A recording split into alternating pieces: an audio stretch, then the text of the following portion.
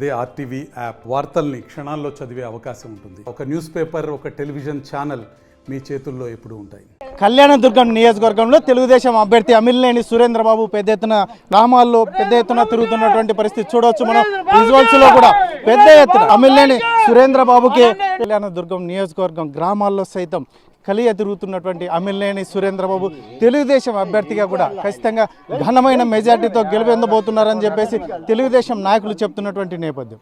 ఇటువంటి పరిస్థితుల్లోనే అమిలినేని సురేంద్రబాబుకు మొట్టమొదటిసారి ఎన్నికల్లో పోటీ చేస్తున్నటువంటి పరిస్థితి. గతంలో ఇతను సోషల్ సర్వీసు పెద్ద ఎత్తున అనంతపురం జిల్లాలో చేసినటువంటి పరిస్థితులు అని చెప్పేసి కూడా ఆయన వర్గాలు చెప్తున్నటువంటి నేపథ్యంలో ముఖ్యంగా రానున్న ఎన్నికల్లో ఖచ్చితంగా అమిలినేని సురేంద్రబాబు ఇక్కడ తెలుగుదేశం పార్టీగా అభ్యర్థిగా పోటీ చేయబోతున్నాడు, ఘన విజయం సాధించబోతున్నారని తెలియ పార్టీ చెప్తున్నటువంటి నేపథ్యంలో మనతో పాటు అమిలినేని సురేంద్రబాబు ఉన్నారు. ఏం చెప్తారు? ఇక్కడ కళ్యాణదుర్గం ప్రాంతంలో ఉన్నటువంటి సమస్యల మీద పెద్ద ఎత్తున పోరాటం చేసేందుకు అమిలినేని సురేంద్రబాబు సిద్ధమైనటువంటి నేపథ్యంలో మరి సురేంద్రబాబు గారు ఉన్నారు. ఏం చెప్తారు? ఆయన మాటలు వినే ప్రయత్నం. సార్, ముఖ్యంగా మీరు గ్రామాల్లో కలయి తిరుగుతున్నటువంటి పరిస్థితి ఎలా ఉంది? ప్రజల స్పందన ఎలా ఉంది? ప్రజల స్పందన మీ కళ్ళతోనే మీరు చూస్తున్నారు. చాలా వాళ్ళు ఎదురు చూస్తున్నారు ఎప్పుడు ఎన్నికలు వస్తే ఎప్పుడు ఓటేద్దామని. ఎందుకంటే ఇప్పుడున్న ప్రభుత్వంతో విసికి పారేసిపోయినారు. ఏ గ్రామంలోకైనా వాళ్ళు తాగునీరు లేదంటున్నారు. తాగునీరు లేకపోవడానికి ఏంటంటే శ్రీరామ్ రెడ్డి ప్రాజెక్టులో వాళ్ళకి సరైన జీతాలు సకాలంలో ఇవ్వక వాళ్ళు స్ట్రైక్లో ఉన్నారు. చాలా ఇబ్బందులు పడుతున్నారు. ఈ ఎండాకాలంలో ఈ నీళ్లు లేకపోవడం, ప్రజలు ఇంత ఇబ్బంది పడడం నిజంగా నాకు కూడా బాధేస్తుంది. మనం ఏదైనా చేయడానికి వెళ్తే వాళ్ళు వెనుక నుంచి వచ్చి ఏదో ఆపడానికి ప్రయత్నిస్తున్నారు. కాబట్టి గ్రామాల్లో మనము ఈ కొట్లాటలు పెట్టడం ఇష్టం లేక సరే ఎన్నికైన తర్వాత వీళ్ళ సమస్యలను దగ్గరుండి పరిష్కరిద్దాం. కాబోయే 2 నెలల్లో చంద్రబాబు నాయుడు గారు ముఖ్యమంత్రి కాబోతున్నారు. ఆయన అయిన తర్వాత ఆయన ఆశీస్సులతో ఈ నియోజకవర్గాన్ని అభివృద్ధి చేస్తారని తెలియజేస్తున్నారు. ముఖ్యంగా సార్, కళ్యాణదుర్గం నియోజకవర్గానికి గతంలో పాలకులు ప్రతి ఒక్కరు నియోజకవర్గాన్ని ఉపయోగించుకున్నారు తప్ప నియోజకవర్గానికి ఎవరు ఉపయోగపడలేదు. ముఖ్యంగా సాగునీరు, తాగునీటి అంశాలలో చాలా వెనుకబడినటువంటి పరిస్థితులు. దీన్ని మీరు ఎలా తీసుకుంటారు? ఈ నియోజకవర్గాన్ని ఎన్నుకోవడానికే అభివృద్ధి చేయాలని. ఎందుకంటే ఈ నియోజకవర్గంలో అభివృద్ధి చేయాల్సిన పనులు చాలా ఉన్నాయి. ఎందుకంటే ఇక్కడ సాగునీరు లేదు, తాగునీరు లేదు, రోడ్లు లేవు, మళ్ళీ ఏ సదుపాయాలు కూడా సరిగ్గా లేవు. ఎందుకంటే హాస్పిటల్స్ కావచ్చు, యువతకి ఉపాధి కావచ్చు, మళ్ళీ ఏ రకమైన సదుపాయాలు ఎంతో కొంత నేనైతే ముందు జరిగే వాళ్ళ కన్నా భిన్నంగా నేను అభివృద్ధి చేస్తా. ఈ భైరవాన్ తిప్పకు కూడా నీళ్లు 2.5 సంవత్సరాల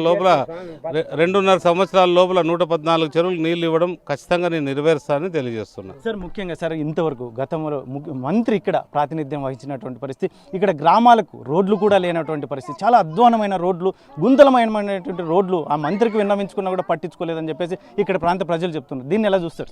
అదే ఈ ప్రాంత ప్రజలు చేస్తున్నారు. నేను ఈ వెనక్కి పోవడం నాకు ఇష్టం లేదు. ముందు ఏం చేయాలో అది మాత్రమే నేను ఆలోచన చేస్తాను.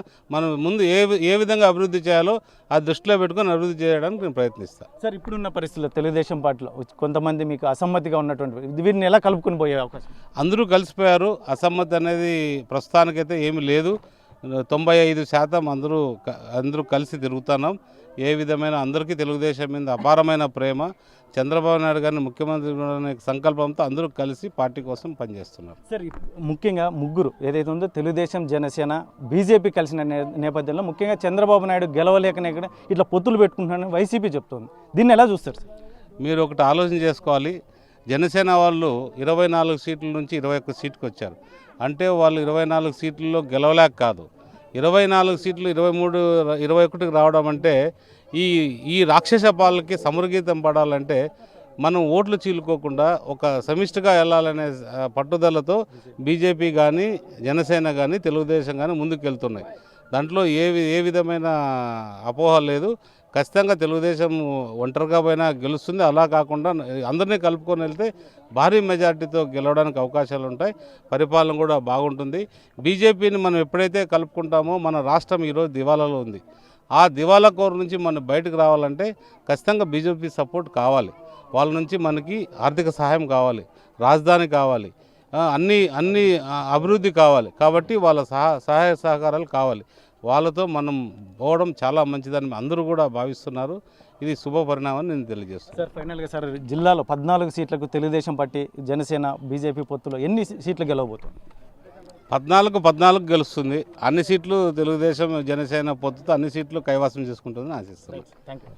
ఇది మొత్తం ఏదైతే ఉందో రానున్న ఎన్నికల్లో ముఖ్యంగా ఏదో ఖచ్చితంగా జనసేన, బీజేపీ, తెలుగుదేశం మొత్తం కూటమి మాత్రం విజయం సాధించబోతోందని కళ్యాణ్ దుర్గం తెలుగుదేశం అభ్యర్థి అమిలినేని సురేంద్రబాబు ధీమా వ్యక్తం చేస్తున్నటువంటి నేపథ్యంలో ముఖ్యంగా కళ్యాణ దుర్గంలో ఇక్కడ వెనుకబడిన ప్రాంతం, ఇక్కడ రోడ్ల పరిస్థితి కావచ్చు, ముఖ్యంగా సాగునీరు, తాగునీరు లేక ఇక్కడ ప్రాంత ప్రజలు ఇబ్బందులు పడుతున్నటువంటి నేపథ్యంలో నేను గతంలోకి వెళ్ళే పరిస్థితుల్లో లేను. ముఖ్యంగా నన్ను గెలిపిస్తే మాత్రం చంద్రబాబు నాయుడు దగ్గర ఖచ్చితంగా నేను పోరాడి ఇక్కడ ఆ ప్రాంత అభివృద్ధికి ఖచ్చితంగా, ఎందుకంటే అభివృద్ధి దిశగా ముందుకు తీసుకెళ్ళడానికి నేను శాయశక్తుల కృషి చేస్తానని అమిలినేని సురేంద్రబాబు ధీమా వ్యక్తం చేస్తున్నటువంటి నేపథ్యంలో ముఖ్యంగా 3 పార్టీలు కూడా ఖచ్చితంగా 3 పార్టీలు కలిసి జగన్మోహన్ రెడ్డిని ఇంటికి పంపడానికి సిద్ధమవుతున్నటువంటి నేపథ్యంలో జిల్లాలో కూడా 14 సీట్లు గెలవబోతున్నామని చెప్పేసి ధీమా వ్యక్తం చేస్తున్నారు అమిలినేని సురేంద్రబాబు. కెమెరా పర్సన్ సుధాకర్తో చెల్లకనేడు RTV కళ్యాణదుర్గం నుంచి అనంతపురం జిల్లా.